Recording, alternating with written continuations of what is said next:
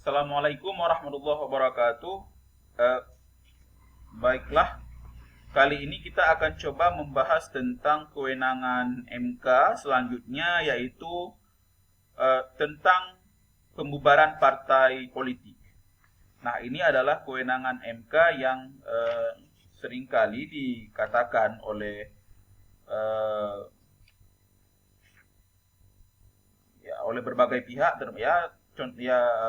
tidak hanya dikatakan tapi kenyataannya juga bahwa kewenangan ini belum pernah dilaksanakan oleh Mahkamah Konstitusi sampai hari ini sejak mereka dibentuk. Nah, pada dasarnya teman-teman sekalian, eh, partai politik itu adalah wujud dari negara demokrasi modern. Nah, mau tidak mau, kalau kita bicara soal negara demokrasi itu, pilar utamanya itu kan biasa disebutkan dalam beberapa literatur itu ada tiga. Perlindungan terhadap hak asasi manusia, kemudian adanya partai politik, dan kemudian yang ketiga itu adalah kebebasan pers. Nah, jadi partai politik itu dalam demokrasi modern tujuannya itu adalah untuk mengirim kan anggota-anggotanya pada lembaga perwakilan. Jadi suka tidak suka kita terhadap partai politik, senang tidak senang karena kita melihat partai politik sekarang ini yang banyak sekali terjadi kasus-kasus ya, anggota partai politik itu melakukan korupsi, melakukan berbagai tindak kejahatan untuk memperkaya diri sendiri. Uh, tapi pada kenyataannya partai politik tujuan utamanya itu ya begitu, untuk menciptakan demokrasi perwakilan, karena mustahil tanpa ada partai politik demokrasi perwakilan itu akan berjalan. Lembaga legislatif itu akan diisi oleh orang-orang dari mana kalau bukan dari partai politik. Nah, itu idealnya partai politik seperti itu. Nah, yang kedua, partai politik itu adalah manifestasi dari hak atas kebebasan berserikat dan berkumpul. Nah, ini adalah prinsip utama dari hak asasi manusia, yang mana bahwasanya pemerintah tidak boleh mencampuri urusan kebebasan berserikat dan berkumpul. Bahkan pemerintah harus melindungi hak ini, termasuk mempermudah warga negaranya untuk mendirikan suatu partai politik. Nah, ini adalah bagian dari hak asasi manusia. Nah, fungsi partai politik yang lain itu adalah untuk menjembatani keinginan pemerintah dan kepentingan rakyat ke dalam legislasi. Kita tahu bahwasanya seringkali keinginan pemerintah dan kepentingan rakyat itu tidak berjalan selaras ya. Pemerintah ingin ini sedangkan rakyat tidak ingin. Lantas disitulah kemudian fungsi partai politik seharusnya tidak memihak kepada pemerintah, tapi karena mereka itu dekat dengan rakyat, seharusnya mereka itu membela kepentingan rakyat. Pada akhirnya kepentingan rakyat itu akan dirumuskan ke dalam legislasi yang berbentuk aturan-aturan. Jadi tujuan akhirnya itu. Nah, karena itu kemudian dari fungsi partai politik, ketiga fungsi partai politik di atas, tujuan pembubaran partai politik yang akan kita bahas di sini adalah pada dasarnya itu untuk melindungi demokrasi, konstitusi, kedaulatan negara, keamanan nasional, dan ideologi negara. Nah, perlindungan terhadap konstitusi itu diwujudkan dalam bentuk ketentuan yang melarang tujuan dan kegiatan partai politik bertentangan dengan konstitusi atau hendak menghilangkan atau merusak aturan konstitusional.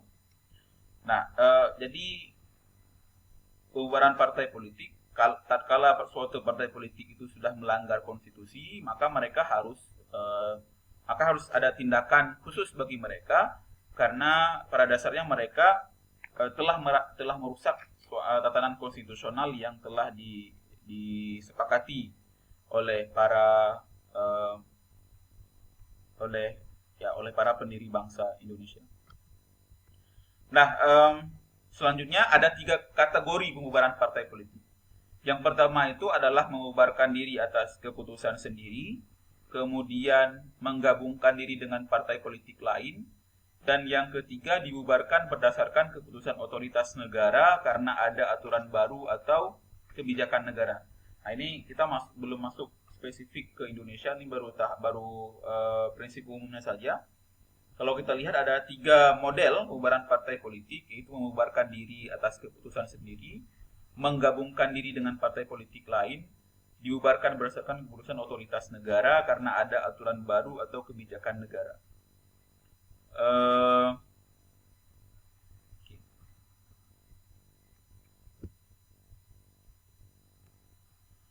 Pada prinsipnya, negara itu harus mengakui hak setiap orang berorganisasi secara bebas.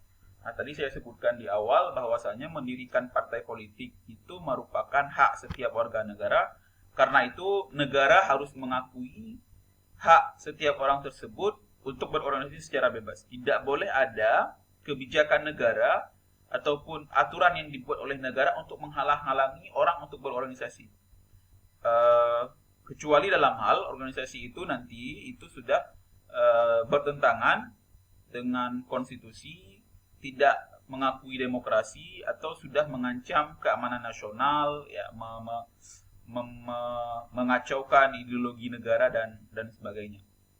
Nah, pelarangan dan pembubaran paksa partai politik hanya dimungkinkan dalam kasus parpol melakukan tindakan dengan menggunakan kekerasan sebagai alat politik untuk menghancurkan demokrasi.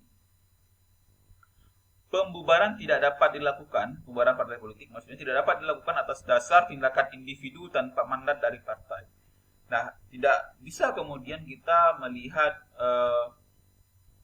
dalam hal pembubaran partai politik, kalau suatu perbuatan itu dilakukan atas nama individu, bukan atas nama partai, maka tidak boleh kemudian tindakan individu itu dibebankan kepada partai politik. Sehingga jika ini terjadi, maka tidak boleh bagi sebuah negara itu mengatakan membubarkan partai politik secara sembarangan kalau sekiranya tidak terbukti bahwa tindakan individu tersebut yang mungkin terafiliasi dengan satu partai itu merupakan mandat dari partai. Itu harus dibuktikan terlebih dahulu. Ya, ini beberapa tadi yang saya jelaskan tadi, itu adalah beberapa prinsip dasar dari pembubaran partai politik. Sekarang kita coba lihat kasus pembubaran partai politik di Indonesia. Saya membaginya kepada 3 kategori, tiga pembubaran partai politik Indonesia. 3 kategori, ada masa Orde Lama, masa Orde Baru, dan masa Reformasi. Mari pertama kita lihat pada masa Orde Lama. Dalam masa Orde Lama, kalau kita baca literatur tentang pembubaran partai politik, maka kita akan temukan beberapa kasus di mana partai politik seringkali mendapatkan tantangan dalam menjalankan fungsinya. Karena pada saat itu yang belum dikenal yang namanya pembubaran partai politik itu dilakukan oleh lembaga peradilan. Peran pemerintah dalam masa Orde Lama itu kuat sekali, sehingga lembaga peradilan itu tidak punya fungsi yang khusus untuk membubarkan partai politik. Sehingga tatkala ada satu partai politik yang dianggap bertentangan dengan kepentingan pemerintah, maka pemerintah dapat mengambil kebijakan, membuat aturan untuk melarang partai politik itu berada di Indonesia. Kita contohkan misalnya pasca keluarnya dekret Presiden 5 Juli 1959 oleh Soekarno, Presiden Soekarno, ia kemudian membubarkan sejumlah partai politik yang dianggap mengganggu stabilitas nasional, dan oleh karena itu kemudian partai-partai politik ini tidak eksis lagi. Jadi ada beberapa partai politik pada saat itu, saya lupa persis,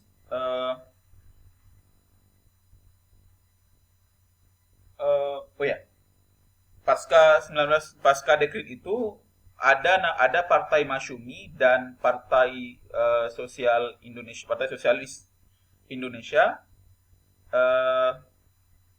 itu diminta oleh Presiden lewat keputusan Presiden nomor 200 tahun 1960 untuk membubarkan diri. Jadi pada saat itu Partai Masyumi dan PSI itu terbukti melakukan pemberontakan PRRI Permesta. Nah, ini salah satu pemberontakan yang terjadi dilakukan oleh sejumlah pihak yang tidak setuju terhadap pemerintahan Soekarno yang dianggap pada saat itu lebih cenderung mengedepankan kepentingan-kepentingan politiknya dibandingkan kepentingan kehidupan sosial masyarakat. Atas beberapa orang pada saat itu yang termasuk beberapa tokoh-tokoh besar itu kemudian mendeklarasikan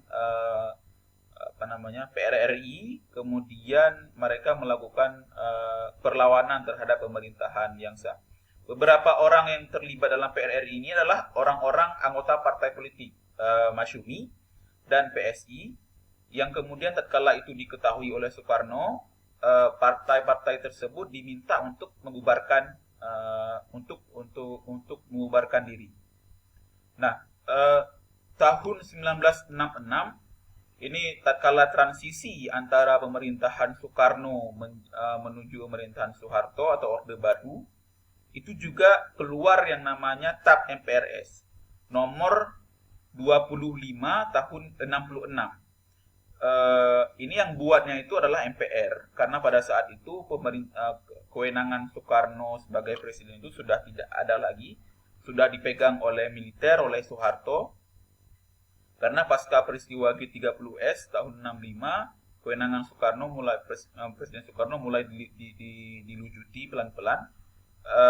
Pada saat itu PKI yang dianggap terlibat dalam peristiwa G30S kemudian dipaksa oleh pemerintahan Soeharto, oleh orang-orang yang pemimpin baru ini yang kemudian menjadi Orde Baru itu untuk bubar ya.